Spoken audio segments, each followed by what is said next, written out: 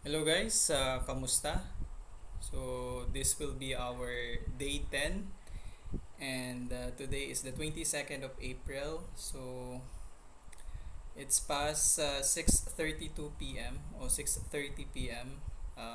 Gabi na. Medyo late na tayo nakakapag-record.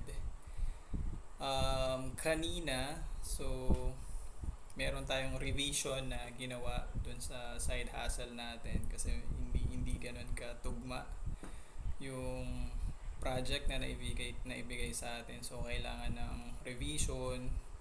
Actually hindi ko pa siya tapos. And na-realize ko hindi pala talaga madaling maging like VA, yung virtual assistant. Maraming ginagawa. Actually part lang nung nung trabaho nung kaibigan ko yung naibigay. So isang maliit na portion lang siya. Akala ko dati simple lang, pero nung naranasan ko na, kumbaga ibang usapan na to eh. So grabe, saludo ako sa kaibigan kong nagbigay ng side hustle. May full-time work siya and may ginagawa pa siyang ibang bagay like ano rin siya, nagluluto, nagpapa-order ng mga luto and all.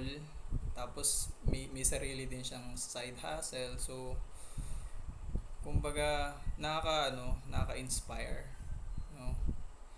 Pero ang maganda doon, nakakaya niyang mag-multitask. Nakaka-inspire talaga. So na-inspire talaga ako, hindi lang dahil sa skills niya kundi dahil sa yung patience and guidance na ibinibigay niya habang ako ay gumagawa. So habang nagsisimula pa lang matuto. So yun nga, na-realize ko madalas kumbaga madalas tayo naiipit sa mindset na na madali lang 'yan. Pero once na kumbaga tumapak ka sa actual na proseso, mapapaisip ka.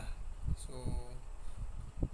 kumbaga paano ko ito mas gagalingan, paano ako magiging valuable kumbaga eh.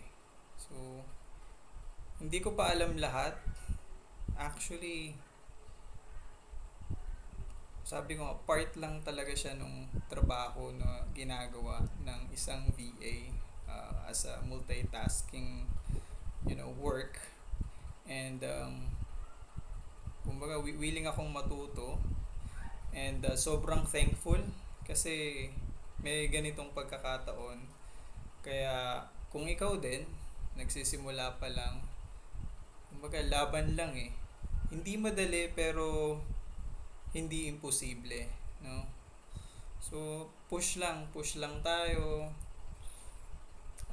Darating din yung araw na yung mga ganitong part malalampasan natin and marirealize natin na may kabuluhan yung mga ginagawa natin. And kung nakasubaybay ka, thank you. Kahit medyo late na tayo nakakapag-post ng mga videos natin, I really appreciate na nanonood kayo ng mga videos.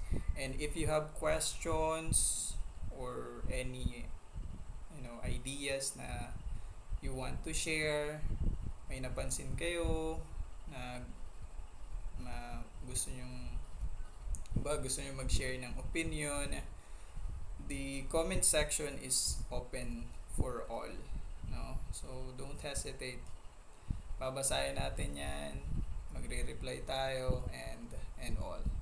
Thank you and kita-kits ulit bukas. So pahinga lang konti and then grind ulit mamaya for our yung usual work natin, regular work natin. And yeah, so let's call it a day and see you tomorrow.